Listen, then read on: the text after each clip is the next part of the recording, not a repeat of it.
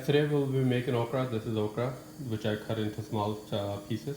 It's also called ladyfingers, and in my language, Hindi Urdu is called Bhindi. For that, you need one chopped onion, one big chopped onion, two cut tomatoes. I also took 10 to 12 green chilies because I put them at the end as whole. Some people cut them and put it in, but I don't like my food that spicy. Also in the spices, I have 1 teaspoon of salt, 1 teaspoon of chili powder, 1 teaspoon of cumin seeds, 1 teaspoon of coriander powder, and half a teaspoon of turmeric powder. Also took 1 cup of vegetable oil. Basically what people do is they put too much oil and they fry the okra first, and once the slime is gone, they take out that oil and they can also use it for other purposes, since there is no smell or okra texture in there. So I will add 1 cup of vegetable oil in there. Once it's hot, we will add okra to it and we'll fry it a little bit. Don't fry it too much because some people do that, and only fry it till all the sliminess goes away. If you fry it too much, it becomes chewy and it loses taste and texture as well. So now the oil is hot, so I added okra to it. I didn't add too much oil, so I have to keep stirring. As you can see, it's a little bit slimy, so only fry it till all the slime goes away, and then take off the okra. So you can see the slime here. So we've been cooking this for almost 15 minutes now. I stirred it so much so the seeds are coming out, so don't do that. But look at this. So if I take this and go like this, it's only oil. The slime is little bit, only tiny bit. So probably 2-3 more minutes. Then we will take it out and we will add onions to it.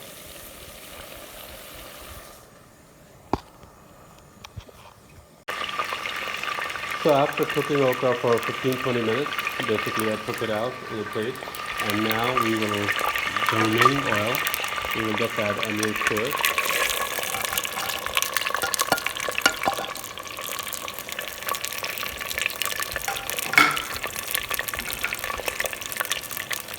We will cook these onions for probably 2-3 minutes. Don't overcook it, don't fry it.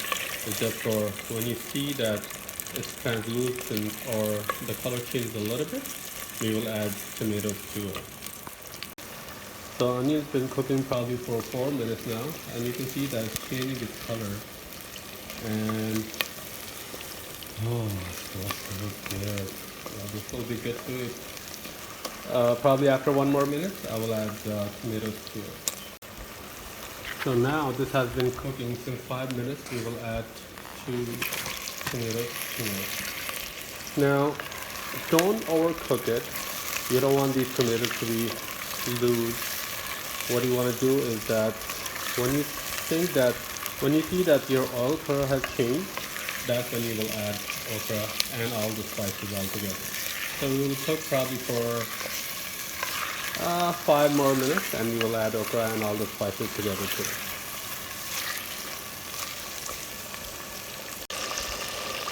So this has been cooking probably for 5 minutes, and you can see the oil looks like it's changed its color. So now we're going to stir it one more time, and we will add okra to it.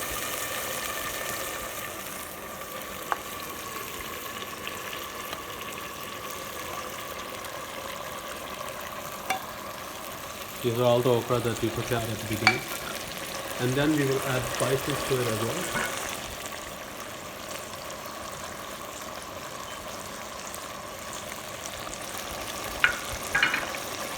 And we will stir it.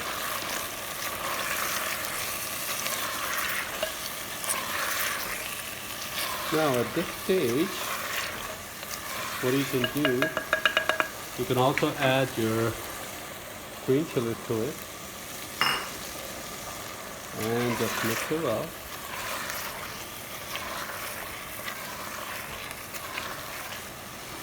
Oh my gosh, it smells so good.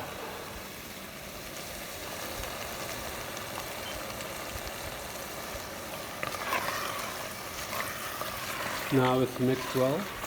what we're going to do is that we're going to put it on a medium heat and we will let it simmer for probably 10-15 minutes. Don't overcook, don't cook too much.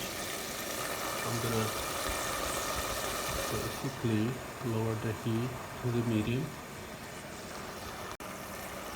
And now we will cover and simmer for 15 to 20 minutes. Don't overcook it because you will lose all the taste, texture, and nutrients as well. Some people just fry it too much and it doesn't look good, it doesn't look edible, and it doesn't taste well as well. So after 15-20 minutes, we will take it off and it should be ready.